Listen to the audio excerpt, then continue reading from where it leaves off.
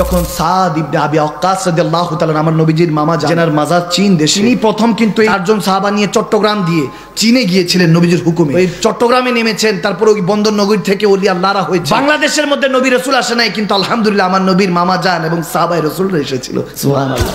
মালিক রাদিয়াল্লাহু তাআলা বলতেছেন, একদিন দেখছি হযরত আমিরুল মুমিনিন বাগানের দিকে যাচ্ছেন, আমি পিছু নিলাম। কাছাকাছি যাওয়ার পর দেখতেছি বাগানের মধ্যে একটা গাছের সামনে বসে তিনি বলতেছেন, অহংকার হিসাব করে ফেলতো, মোর চোখের পানি ছেড়ে কাঁদছে। আবু মালিক রাদিয়াল্লাহু তাআলা নদীর হাউমাউ করে কেঁদেছে। আমিরুল মুমিনিন যাকে নবী ভালোবাসতেন, দ্বিতীয় খলিফা নবী, যাদেরকে লাকাত রাদিয়াল্লাহু বলা হয়, যাদের উপর আল্লাহ রাজি, তেনারা নিজেদেরকে এরকম গুনাহগার মনে করে, আমাদের কি সমস্যা? হযরত আব্দুল্লাহ ইবনে ওমর রাদিয়াল্লাহু তাআলা থেকে আরেক হাদিস মরবি এসেছে, দেখতেছে হযরত ওমর গাছের লাকড়ি কেটে পিঠের মধ্যে নিয়ে ঘরের দিকে আগাচ্ছে। দৌড়ায় গেল, আব্বা যা, আমাকে বলতেন আমি আছি তো, আমি আপনারটা করে দিতাম, আপনি কেন করছেন? বলে নফস বড় ডিস্টার্ব করছে রে। মুমিনদের এখন আমিরুল মুমিনিন, মুমিনদের এখন ইমাম। নফস বলতেছে ওমর তুই অনেক ভালো, নফসের দাবানোর জন্য কষ্ট দিচ্ছি। সুবহানাল্লাহ, আল্লাহু আকবার। এইভাবে তিনি সন্তানদেরকে মানুষ করেছেন। এক ব্যবসার জন্য তেনার ছেলে আব্দুল্লাহ ইবনে ওমর সহ তেনার ছোট ভাই সহ মিশরে গিয়েছেন ব্যবসা করার জন্য। মিশরের বাদশা বলতেছে ওমরের ছেলে বাজারের জন্য জায়গা দাও। জায়গা দিল, ওনারা তেজারাত করলেন, চাদর বিভিন্ন কাপড় চোপড় ব্যবসা করলেন। কাফেলা গিয়েছিল, লাভবান হয়েছে, সবাই খরিদ করেছে। ওমরের সাহেবজাদা হযরত আমিরুল মুমিনিন সাহেবজাদা বেশি বেশি আদর কদর করে কেনাকাটা করেছে। এরপর লাভ বাসায় যখন আব্দুল্লাহ ইবনে ওমর সাহেবজাদারা ফিরেছে, আব্বা জানকে দিন, আব্বা অনেক লাভ হয়েছে মাশাআল্লাহ। বলে এতটুকুই লাভ হয়েছে? কাফেলার কি এতটুকুই লাভ হয়েছে? বলে না আব্বা, এটা তো আমাদের লাভ বংশ, কাফেলা এতটা হয় নাই। আপনার সাহেবজাদা দেখে সবাই বেশি খরিদ করেছে, মহব্বত করে আপনার খোঁজ খবর নিয়েছে। তখন হযরত ওমর বলতেছে, এটা ফিরে দাও, মালে গনিমত দাও, না তবে এগুলো চাবুক দিয়ে তোমাদের থেকে উদ্ধার করবো। আমি ওমরের নামে বিক্রি করেছো, তো আল্লাহ সন্তুষ্টির জন্য হয় নাই, হালাল হয় নাই, তিনি এতটুকুকে হালাল মনে করেন নাই। বলে তোরা খাওয়ার আগে তাড়াতাড়ি দিয়ে আসো। ছোট ভাই দিতে চাচ্ছিল না, বড় ভাই সামলালো। বলতেছে ওবাইদুল্লাহ বেশি কথা বলো না। আব্দুল্লাহ বলতেছেন বেশি কথা বলো না আব্বাজান, কিন্তু সত্যি সত্যি মারবেন, মন খারাপ করো না, সমস্যা নাই, দেখো শুকরিয়া আদায় করো যে আব্বাজান আমাদেরকে কোন শিক্ষা দিয়েছে। সুবহানাল্লাহ, কত নৈতিকতা শিক্ষা দিচ্ছে। আল্লাহু আকবার। মন মানসিকতা তৈরি করুন এরকম। সাদ বিন আবি ওয়াক্কাস রাদিয়াল্লাহু তাআলা আনকে রোম সালতানাতের মধ্যে পাঠালেন। তিনি প্রথম কিন্তু এই চারজন সাহাবা নিয়ে চট্টগ্রাম দিয়ে চীনে গিয়েছিলেন নবীজির হুকুমে। ওই চট্টগ্রামে নেমেছেন, তারপর ওই বন্দর নগরী থেকে ওলি আল্লাহরা হয়েছে। বাংলাদেশের মধ্যে নবী রাসূল আসে নাই, কিন্তু আলহামদুলিল্লাহ আমার নবীর মামা জান এবং সাহাবায়ে রাসূলরা এসেছিল। সুবহানাল্লাহ।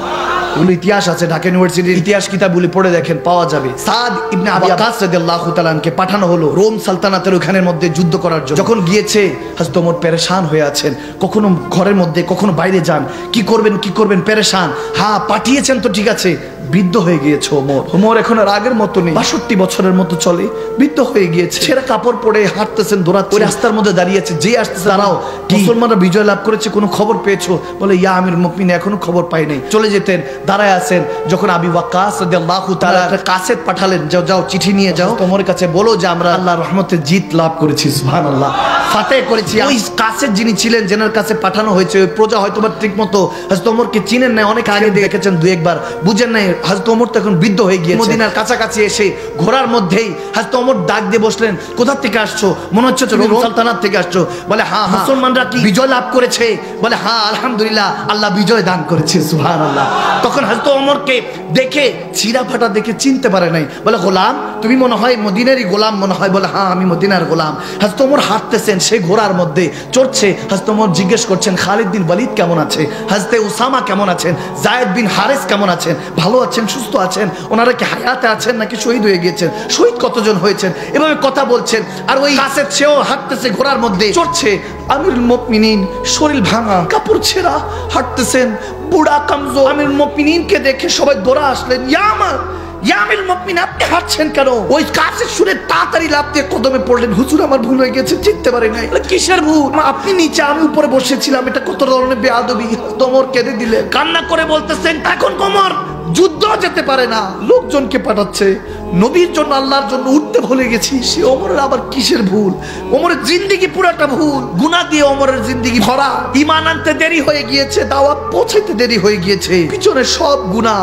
কি হিসাব দিব আল্লাহর কাছে? কবরে গেলে এই চেহারাটা নবীকে দেখাতে হবে। এখনো তো কাফনে কাপড় দিয়ে পেঁচিয়ে লজ্জায় মুখ ঢাকি নাই। যেদিন ঢাকবো ওদিন নবীর কাছে কি হিসাব দিব? তোমাকে দ্বিতীয় খলিফা বানিয়েছি, উম্মতের দরজা দিচ্ছি, যেই নবীর উম্মত হওয়ার জন্য সমস্ত নবীরা দিবানা, সেই নবীর উম্মত বানিয়েছি, তুমি এখনো হিসাব কি দিবা? হযরত ওমর ওদিন কান্না করেছেন। আজ ওমর নাই বিধায় তোমরা নবীর শানে বেয়াদবি করার সুযোগ পাচ্ছ। যদি হযরত ওমর বেঁচে থাকতো, আমাদের জেসেম থাকতো, কিন্তু জেসেমের মধ্যে একটাও কল্লা থাকতো না, ঠিক না?